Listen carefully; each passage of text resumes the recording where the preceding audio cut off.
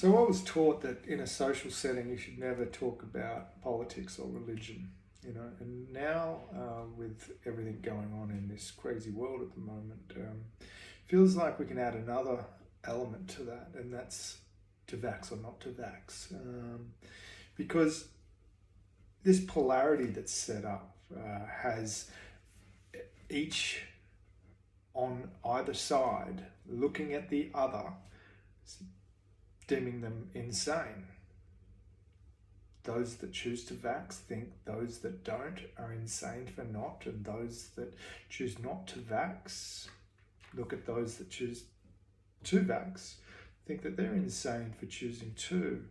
And so, both arguments are valid, and this is a point of that, again, that truth, that heart fire, that intuition, the seed of the soul, and everybody has a perception of reality. And we're entitled to our opinions. And so, the big thing that's happening in this time of change is that there is intense polarity. There is this intense opposition. And I've learned something recently, and it's an old belief system that these cultures, whether it be a football team, and we've called them cults in the past, movements of belief systems. People believe in certain things and they subscribe to an idea or an ideal, and those, they have those that are passionate about that team, whether it be a sports team or it might be a company that's has a lot of emphasis and does great things. The people in that team become advocates and try to turn people into other members of their team. And this thought process is that it's believed that energy flows where the attention goes, so that all this energy of people projecting into this ideal, it starts to become a spirit all of its own. And it's believed that when there is momentum of great energetic process feeding into a belief system, it can create an entity when there is this polarity that is pushing and pulling on either side, creating a polarity of energy, of positive and negative energy.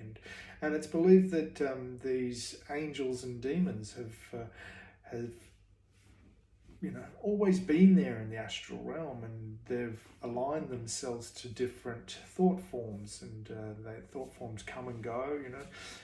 Empires come and go. One of the things that is standard in all things of the universe is that everything that expands will contract at some times. And if you look at the Kabbalah, there is this notion of Gibberah and Gidulah. It's this expansion is controlled by the contraction of Gibberah. So any movement that does become too big reaches a point of maximum expansion, and nature seems to pull it back and bring it back. And so this is why empires have grown and died, and belief systems have risen and decayed. These cults that think that the end of the world is coming and sell everything, and all these people believe into it, and then all of a sudden the day something doesn't happen, and it's like, oh wow, that thought form seems to dissolve upon itself. And that's the only thing I'd like to talk about, is the fact of this polarity. It's the energy of these opposite things that create the wars. And it's like these entities thrive on the energy that they're given. And so, there's the story of the Bible and how we've been, the fear of being labeled with the number of the beast and stuff like that. But they're stories of thought forms, and there's so much fear of trying to avoid that. And this is what I'm talking about, is the thought form.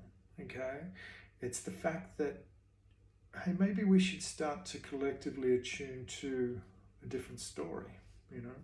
Everything has a place. Everything happens for a purpose. You know, everything that's happening right now is essential for our evolution. It's all been, you know, it's God's will. So if you believe that everything happens for a reason, you know, you've got to stop this war, stop this polarized judgment. Everybody has an, you know, opinion, and everybody's entitled to their opinion.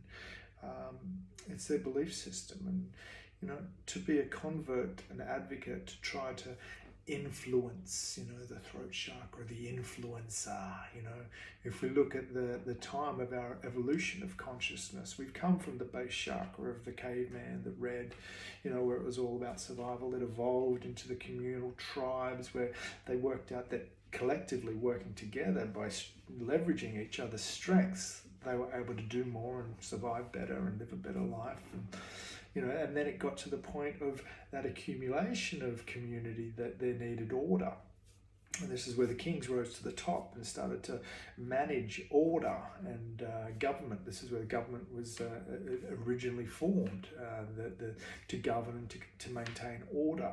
And you know, at that level of, this is where the polarities started to really become evident, and it's evident in that solar plex chakra of the push and pull. It's the, you know, to be powerful, you know, to be the sun, to shine, and to give that. And this is why gold, you know, gold is the energy, the currency of the sun. The gold is the only metal that doesn't decay, it doesn't rust. And you know, this energy of the sun that, you know, has this ability to give light and to give spark too. And you know, we evolved into the heart consciousness, where technologies started to bring us all together, bring the stories together, unify the stories.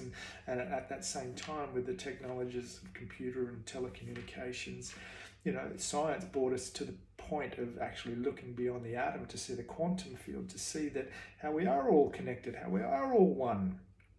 You know, this oneness of heart, you know, evolving. And it's ironic that at that time, you know, that the story in our culture talks about, you know, Lady Diana. She was about to marry Dodi Al-Fayed, you know, and to have these two nations coming together, it was, you know, it was big. And so she was the Queen of Hearts. She was, you know, they exposed her heart to the nation, you know, and the technology at the time enabled us to tune into this very thing. And for those that were there in the time, it was like we lost an aunt or a cousin or somebody so close to us. We felt the grief in the air, and it was palpable, that sense of, you know, really feeling connected. And obviously that was you know, expanded when 9/11, that feeling of connected and feeling that loss of, you know.